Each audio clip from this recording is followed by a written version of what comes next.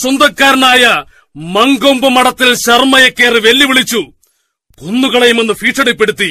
അവനെ ഇന്ന് തന്നെ പൊക്കണം. മുകളിൽ നിന്നും ചോദ്യം വന്നിട്ടുണ്ട്. ഒറ്റുകാരും പോലീസുകാരും എല്ലാ വഴികളും നോക്കുന്നുണ്ട്. ഉടനെ വലയിലാകും.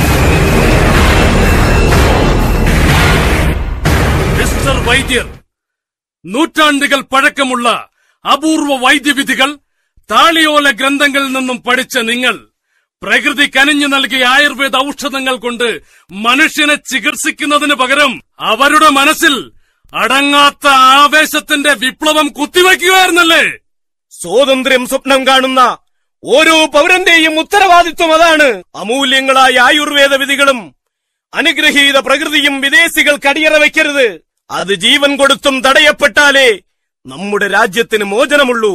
കൂട്ടുകാരൻ രാമേലിക്കോണം പത്മനാഭൻ സ്വയം മോചിതനായി. പട്ടാളം വീട് വളഞ്ഞപ്പോൾ വിഷം കുടിച്ച് ആത്മഹത്യ ചെയ്തു. നിങ്ങളെ ഭയന്നിട്ടായിരിക്കില്ല അവനത് ചെയ്തത്. കൊടും വിഷം ചീറ്റുന്ന നിന്നെപ്പോലുള്ള ചെന്നായ്ക്കളുടെ കൈകൊണ്ട് മരിക്കണ്ട എന്ന് കരുതിയാകണം ആ ധീരദേശാഭിമാനി സ്വയം മരണം വരിച്ചത്. ഓർത്തോ, ഇതുപോലെ 10,000 ജീവൻ സ്വയം ബലി കൊടുത്തിട്ടാണെങ്കിലും ബ്രിട്ടീഷുകാരിൽ നിന്നും ഇന്ത്യയെ മോചിപ്പിക്കും. വെറുതെ വികാരം കൊള്ളണ്ട വൈദ്യരെ. ഞങ്ങൾക്കറിയേണ്ടത് കൊച്ചപ്പിപ്പിള്ളയും പട്ടാളം കൃഷ്ണനും ജമാലും എവിടെയുണ്ടെന്നാണ്. അത് വൈദ്യർക്കറിയാം. ഇല്ല, എനിക്കറിയില്ല. അറിയാമെങ്കിൽ തന്നെ ഒരു പോരാളിയെയും ഈ നാവ് കൊണ്ട് ഞാൻ ഒറ്റുകൊടുക്കില്ല. നിന്നെ കൊണ്ട് ഞാനത് പറയിപ്പിക്കും.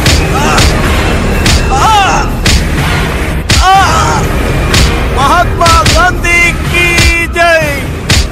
സ്റ്റേറ്റ് കോൺഗ്രസ് സിന്ദാബാദ്. നിങ്ങൾ എന്നെ ഇഞ്ചിഞ്ചായി ഇടിച്ചു കൊന്നാലും ഞാൻ പറയില്ല.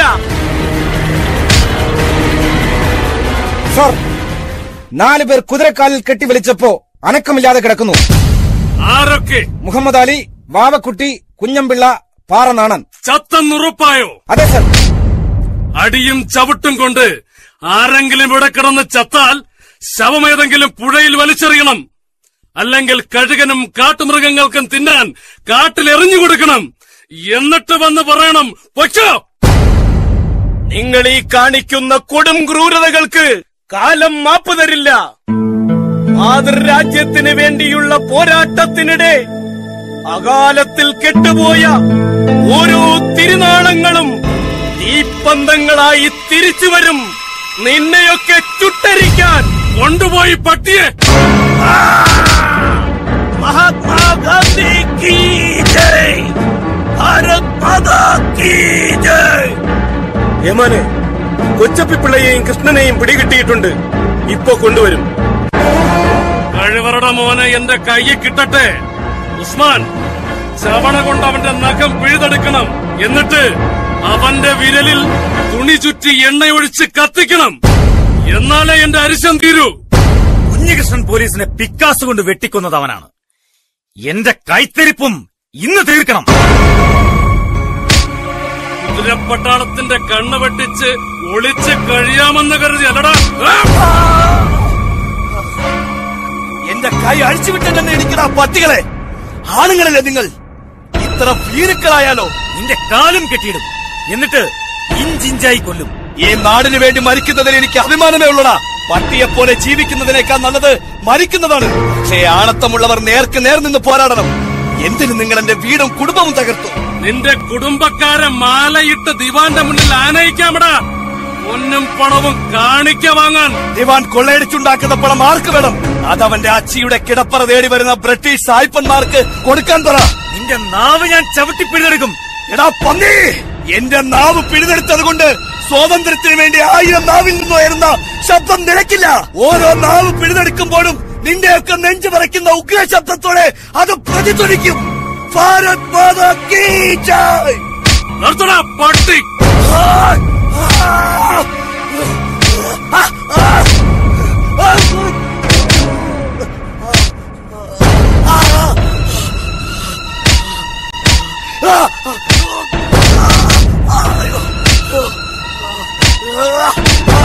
കൊണ്ടുപോയി കുതിരക്കാലിൽ കെട്ടി വലിക്കുന്നവരെ. മിസ്റ്റർ ഉസ്മാൻ, മുക്കിലും മൂലയിലും അരിച്ചു പെറുക്കണം. എല്ലാറ്റിനെയും ഇന്ന് തന്നെ പിടിക്കണം. വളരെ സൂക്ഷിച്ചേ പോകാൻ പറ്റും. ഇന്നലെ മിതിർമലയിൽ ഒറ്റപ്പെട്ടു പോയൊരു കുതിരപ്പട്ടാളക്കാരനെ വയലിൽ ചവിട്ടി താഴ്ത്തി. ദൈവഭാഗ്യം കൊണ്ടാണ് അയാൾ രക്ഷപ്പെട്ടത്. പട്ടാളം കൃഷ്ണൻ, നാട്ടുകാരുടെ കണ്ണിലുണ്ണിയായ മാന്യൻ, സൽസ്വഭാവി, ഉപദേശി. പറയടാ, എവിടെ ജമാൽ? പറയാൻ.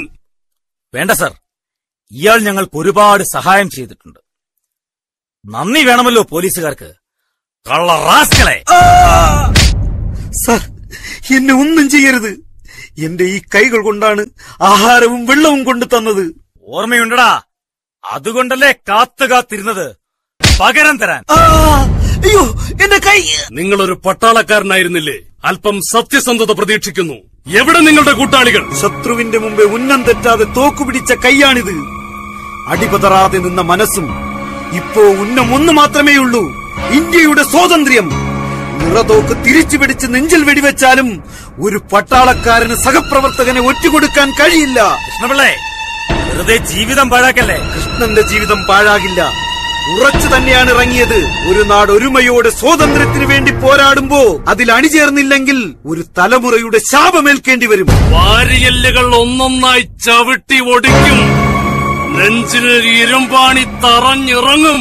എന്തുമാകാം, നിങ്ങൾ ഇവിടത്തെ പാവപ്പെട്ട കർഷക ജനതയോട് കാണിച്ചതിനപ്പുറമാകില്ല ഒന്നും. സ്വാതന്ത്ര്യത്തിന് വേണ്ടി വേദന തിന്നുന്ന ഓരോ ദേശാഭിമാനിയുടെയും ഉള്ളിൽ നിന്ന് വരുന്ന രോദനം നിങ്ങളുടെ അവസാനത്തിന്റെ മണിമുഴക്കമായിരിക്കും. മതിയാ പ്രസംഗം. അയ്യോ, നിർത്തണടാ പട്ടികളെ! പിടിച്ചു കെട്ടവനെ! ഒത്തുപോകരുതന്നെ! തോക്കുപിടിച്ചു മാത്രമേ നിങ്ങളുടെ കൈക്ക് തഴമ്പുള്ളൂ. മണ്ണിൽ കിളച്ചും തോക്കുപിടിച്ചും മരം പോലെ കട്ടിപിടിച്ച തഴമ്പാണ് ഈ കൈകൾക്ക്. നിങ്ങൾക്കൊരിക്കലും കണ്ടെത്താനാകാത്ത ഒളിസങ്കേതങ്ങളിലിരുന്ന് നാടിനു വേണ്ടി പോരാടാൻ ഈ ജമാലബയ്ക്ക് ഇപ്പോഴും ധൈര്യമുണ്ട്. പക്ഷേ ഞങ്ങളെ കിട്ടാത്തതിന്റെ അരിശത്തിൽ എത്ര പാവങ്ങളെ കൊന്ന് നിങ്ങൾ പുഴയിലെറിഞ്ഞു. ചങ്ക് കുത്തിക്കീറിയിട്ട് ജീവനോടെ കാട്ടുമൃഗങ്ങൾക്ക് ഇട്ടുകൊടുത്തു. അത് സഹിക്കാൻ പറ്റാത്തതുകൊണ്ട് നേരിട്ട് പോരാടാൻ നെഞ്ചുറപ്പില്ലാത്ത ആണും പെണ്ണും കെട്ട ബ്രിട്ടീഷ് പട്ടികളുടെ മുന്നിൽ ഞാൻ കീഴടങ്ങും. തലക്കടിച്ചും ശ്വാസം മുട്ടിച്ചും നെഞ്ചു പുലർത്തിയും നിങ്ങൾ കൊന്നെറിഞ്ഞ ധീരന്മാർ ഉയർത്തെഴുന്നേൽക്കും. അവർക്കൊരു മുദ്രാവാക്യമേ ഉണ്ടാകൂ: സ്വാതന്ത്ര്യം, സ്വാതന്ത്ര്യം, സ്വാതന്ത്ര്യം. പ്രതികളായി പേർ ചേർക്കപ്പെട്ടവരുടെ സ്വത്തുവകകൾ സർക്കാർ ഏറ്റെടുത്തു. പലർക്കും കേസ് നടത്തിപ്പിന് ഗതിയില്ലാതെ വന്നു. പോലീസിനെയും പട്ടാളത്തെയും ഭയന്ന് കുടുംബക്കാർ പോലും മാറ്റി നിർത്തി. പല വീടുകളിലും പട്ടിണിയായി. രോഗങ്ങൾ പടർന്നു പിടിച്ചു. ബ്രിട്ടീഷുകാരന്റെ അഭിനന്ദനങ്ങൾക്ക് വേണ്ടി ദിവാൻ ഒരു നാടിന് നൽകിയ നരകയാതനകളുടെ ക്രൂരമുഖം. പ്രതികൾക്ക് വേണ്ടി കേസ് വാദിക്കാൻ ദിവാനെ ഭയന്ന് വക്കീലന്മാർ പോലും മടിച്ചുവെങ്കിലും 1-2 പേർ തയ്യാറായി. നീണ്ട ലോക്കപ്പ് വാസത്തിനും വിചാരണയ്ക്കുമൊടുവിൽ ദിവാൻ ഭക്തനായ സെഷൻസ് ജഡ്ജി എബ്രഹാം വിധി പ്രഖ്യാപിച്ചു.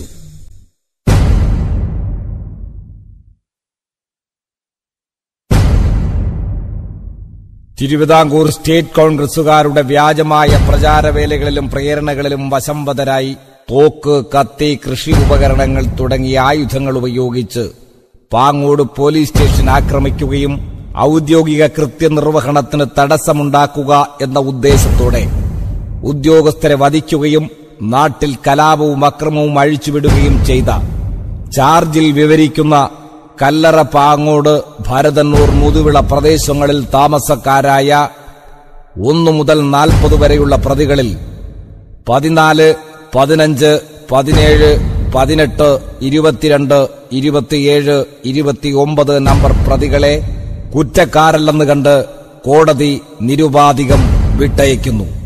സാക്ഷിമൊഴിയുടെയും സാഹചര്യ തെളിവുകളുടെയും അടിസ്ഥാനത്തിൽ വിസ്താരം പൂർത്തിയാക്കിയ മറ്റു പ്രതികൾ കുറ്റക്കാരാണെന്ന് കോടതി കണ്ടെത്തിയിരിക്കുന്നു. 13 പ്രതികൾ ഒഴികെയുള്ള മറ്റുള്ള പ്രതികൾക്ക് യഥാക്രമം ജീവപര്യന്തം 9 വർഷം മുതൽ 2 വർഷം വരെ കഠിന തടവ് തുടങ്ങിയ ശിക്ഷ ഈ കോടതി വിധിക്കുന്നു. ഒപ്പം ഈ പ്രതികളുടെ സ്ഥാവര ജംഗമ വസ്തുക്കൾ കണ്ടുകെട്ടാൻ കോടതി ഉത്തരവിടുന്നു. കല്ലറ പാങ്ങോട് കലാപത്തിന് പ്രേരണ നൽകുക വഴി ഗുരുതരമായ കുറ്റം ചെയ്തിരിക്കുന്ന 13-ാം പ്രതി പട്ടാളം കൃഷ്ണൻ എന്നറിയപ്പെടുന്ന